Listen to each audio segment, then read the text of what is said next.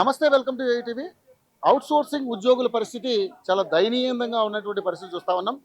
గత ప్రభుత్వంలో పడ్డ ఇబ్బందులే కాకుండా ప్రభుత్వం మారితేనైనా వాళ్ళ బతుకులు మారుతాయి అనుకుంటే ఈ ప్రభుత్వంలో కూడా వాళ్ళ పరిస్థితి చాలా దారుణంగా ఉన్నటువంటి పరిస్థితి. దాదాపుగా 5-6 నెలల నుంచి వీళ్ళకి జీతభత్యాలు లేకుండా ఈ ప్రభుత్వం ఇబ్బందులకు గురి చేస్తా ఉందంటూ పెద్ద ఎత్తున ఈరోజు ప్రజాభవన్కి వాళ్ళు వినతి పత్రాలు తీసుకుని రావడం జరిగింది.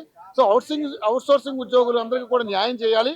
ఈ దసరాలోపు న్యాయం చేయకపోతే మా పవర్ ఏంటో చూపిస్తాం. దాదాపు 2 లక్షల మంది అవుట్ సోర్సింగ్ ఉద్యోగులకి అన్యాయం చేస్తున్నారంటూ వాడు పెళ్లం బిడ్డలతోటి రోడ్డు మీద పడే పరిస్థితి ఉంది. సో దయచేసి మమ్మల్ని పట్టించుకోమంటూ కూడా వాళ్ళు ఆవేదన వ్యక్తం చేస్తా ఉన్నారు. చాలా మంది అవుట్ సోర్సింగ్ ఉద్యోగులు మనతో పాటు ఉన్నారు, వాళ్ళతో మాట్లాడదాం, వాళ్ళ కష్టాలు ఏంటో తెలుసుకునే ప్రయత్నం చేద్దాం. అన్న, ఏంటి అవుట్ సోర్సింగ్ ఉద్యోగులు మీరు అందరూ సరే ఏదో ఒక ఉద్యోగం ఉంది చేసుకుంటున్నామంటే జీతాలు లేక దాదాపుగా 5-6 నెలల నుంచి చాలా ఇబ్బందులు పడుతున్నటువంటి పరిస్థితి. ఈ వినతి పత్రాలు పట్టుకుని ప్రజాభవన్ దగ్గరికి వచ్చారు. ఇది ప్రజాప్రభుత్వం అని చెప్తున్నటువంటి కాంగ్రెస్ ప్రభుత్వం మీకు ఏ విధమైన న్యాయం జరిగేదని మీరు అనుకుంటున్నారు? ఇప్పుడు ఏంటంటే ఒక్కొక్క సంస్థలలో మున్సిపాలిటీ కావచ్చు, లేకపోతే హెల్త్ కావచ్చు, అన్ని డిపార్ట్మెంట్లలో 5 నెలల నుంచి 6 నెలల వరకు కూడా జీతాలు పెండింగ్ ఉన్నాయి. మినిస్టర్ గారికి ప్రతి ఒక్క మినిస్టర్కి ఇచ్చాము. ఇప్పుడు చిన్నారెడ్డి గారు కూడా బాధపడుతున్నారు. అరే, ఇలాంటిది వ్యవస్థ మా దగ్గర ఉందా, మాకు నిజంగా అన్ని ఇస్తున్నామని చెప్పేసి వీళ్ళు చెప్తున్నారు. పేపర్ స్టేట్మెంట్లో మాత్రమే వాళ్ళు ఏది లేదు 1 తారీఖు జీతాలు అని చెప్పి చెప్పడం జరుగుతుంది. కానీ నిజంగా చెప్పాలంటే ఇక్కడ నిజంగా 13,000 జీతానికి పనిచేసే వాళ్ళకు కష్టాలు ఉన్నట్ట, లక్షల జీతానికి పనిచేసే వాళ్ళకి కష్టాలు ఉన్నట్ట. లక్షల జీతాలు ఉన్న వాళ్ళకేమో వాళ్ళని పిలిపించుకొని ఛాయ్లు టిఫిన్లు పెట్టుకుంటా మీటింగ్ పెట్టుకుంటారు రేవంత్ రెడ్డి గారు.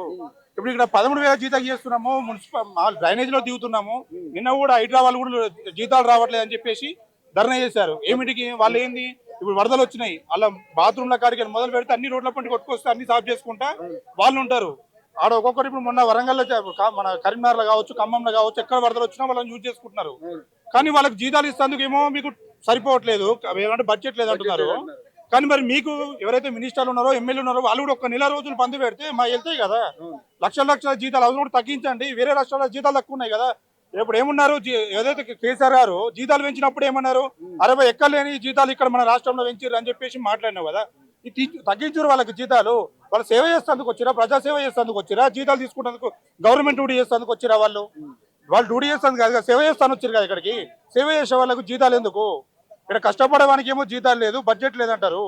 మరి ఇప్పుడు ఇక్కడ గద్దర్ గారు ఏ రోజు అయితే ఇప్పుడు ఇక్కడ ప్రజాభవన్ దగ్గర కేసీఆర్ గురించి గేట్ కాడ నిలబడరు అని చెప్పేసి అంటే మేము 2 గంటల సేపు నిలబడ్డాం. ఇక్కడ ఉన్న అవుట్ సోర్సింగ్ 13,000 జీతాలు మనము ఇక్కడ 2 గంటల సేపు బట్టి గారి గేట్ కాడ నిలబడ్డాము. ఎవరు నో రెస్పాన్స్, ఎవరెవరు వస్తున్నారు పోతున్నారు, లోపలికి బయటకు వస్తున్నారు. పేరున హృదయపూర్వక ధన్యవాదాలు. అవుట్ సోర్సింగ్ ఉద్యోగుల సమస్యను ప్రజలకు, అధికారులకు తెలపాలని చెప్పేసి వచ్చినటువంటి మీ మీడియా అందరికీ కూడా మా అవుట్ సోర్సింగ్ ఉద్యోగులందరి తరఫున పేరున హృదయపూర్వక ధన్యవాదాలు తెలియజేస్తున్నాం. నేను అవుట్ సోర్సింగ్ ఉద్యోగుల సంఘానికి అవుట్ సోర్సింగ్ జేఏసీకి రాష్ట్ర జనరల్ సెక్రటరీగా పనిచేస్తున్నాను. అదే విధంగా medical and health out sourcing contract employees trade union సంఘానికి కూడా రాష్ట్ర అధ్యక్షునిగా పనిచేస్తున్నాను. ఇలా గ్రామ పంచాయతీ నుండి సెక్రటేరియట్ లో పనిచేసేటువంటి అవుట్ సోర్సింగ్ ఉద్యోగులందరికీ కూడా గత 5 నెలల నుంచి జీతాలు లేవు. ఈ 5 నెలల నుంచి జీతాలు లేకపోతే ఈ ఉద్యోగులు ఎట్లా బతుకుతారు? అవుట్ సోర్సింగ్ ఉద్యోగులకు ఉన్నటువంటి జీతాలు 3 స్లాబ్లు అండి. ఒకటి 15,600, ఒకటి 19,500, ఒకటి 22,750. ఈ జీతాలు కూడా ప్రతి నెల రావు. ఇది అవుట్ సోర్సింగ్ ఏజెన్సీల ద్వారా జీతాలు ఇస్తారు.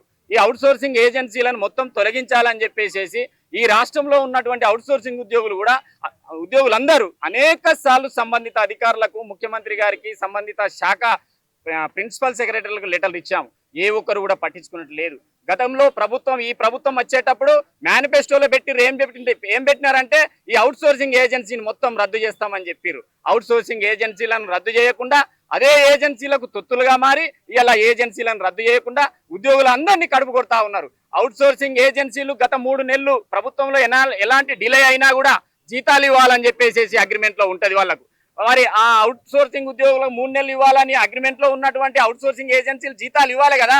ఇలా 5 నెలల జీతాలు లేవు. మరి అధికారులు అడుగుతలేరు, మరి సంబంధిత శాఖ మంత్రులు అడుగుతలేరు. మరి దీని వెనుక ఎవరున్నారు, ఎవరి హస్తం ఉంది అని చెప్పేసి కూడా